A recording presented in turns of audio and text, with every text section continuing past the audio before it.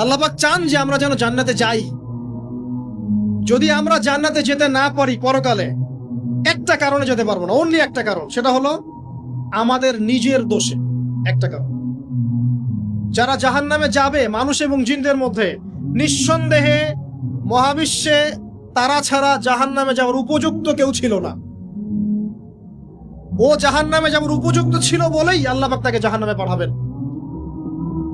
আর যারাই জান্নাতে যাবে প্রত্যেকেই শুধু আমলের বদৌলতে যাবে না, বরং আল্লাহ পাকের রহমতেই যাবে।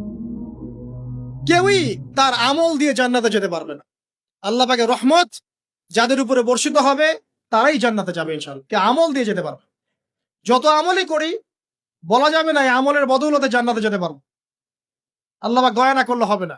আল্লাহ পাক চান যে আদম সন্তান যেন জান্নাতেই যায়। এই কারণেই সৃষ্টি করা, এই কারণেই আপনার ওহীভিত্তিক গ্রন্থগুলো পাঠানো, এই কারণে নবী রাসূল পাঠানো, আলেম ওলামা সৃষ্টি করা, মানুষকে সতর্ক করা, হায়াত দেয়া, বারংবার জীবনে চলতে ফিরতে আপনাকে এলার্ম করা হয় আল্লাহর পথে ফিরে আসেন, আল্লাহর পথে ফিরে আসেন। এলার্ম করা হয় না? বিপদ দিয়ে আপনাকে এলার্ম করা হয় আল্লাহর পক্ষ থেকে। আপনি চলতে পথে হোঁচট খান, আল্লাহ আপনাকে অ্যালার্ম দেন, ফিরে আসো। চলছেন বিপথে, আল্লাহ পাক অ্যালার্ম দেন, ফিরে আসো। আল্লাহ পাকের পক্ষ থেকে কিন্তু এগুলো আসে। অদ্ভুত একটা হাদিস বললাম, অদ্ভুত বলতে বুঝি অ্যামেজিং হাদিস। যে একজন সাহাবী বলছেন, সালমান রাদিয়াল্লাহু আনহু, তিনি বলছেন যে যখন মুমিনের উপর বিপদ আপদ বালা মুসিবত আসে, তখন মুমিনের এই বিপদ আপদ বালা মুসিবত রোগ শোকের বদৌলতে আল্লাহ পাক তার গুনাহগুলোকে মাফ করে দেন এবং তার মর্যাদাকে বাড়িয়ে দেন, এবং সে আল্লাহর দিকে ফিরে আসার অনুশোচনা করার সুযোগ পায়। আর যখন কাফের মুশরিক বা ফাসিক মানুষকে এইসব রোগ ব্যাধি বিপদ আপদ বালা মুসিবত ঘিরে ধরে, তার দৃষ্টান্ত ওই ব্যক্তির ন্যায় যে ব্যক্তিকে,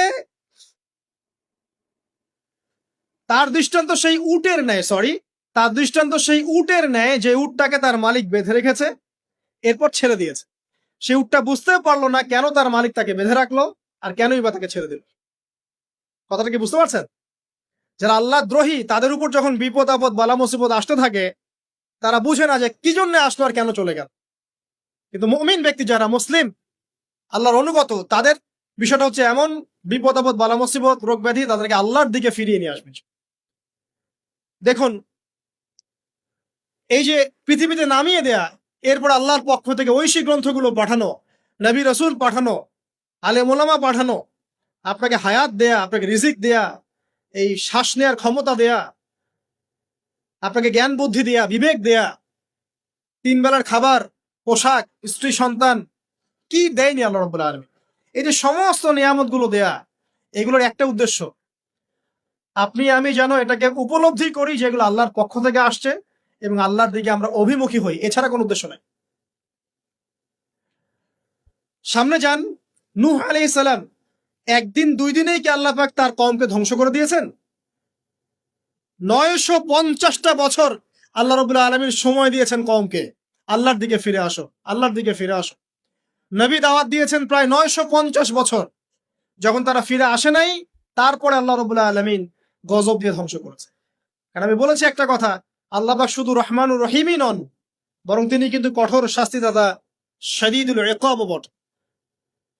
সামনে আরো যান, ইব্রাহিম আলাইহিস সালাম, একা একটা মানুষ নমরুদের সাথে ফাইট করছেন, আগুনে ফেলেই দিল, সে আগুনকে আল্লাহ পাক ঠান্ডা করে ফেললেন। এটা কি আল্লাহ পাকের দয়া নয়?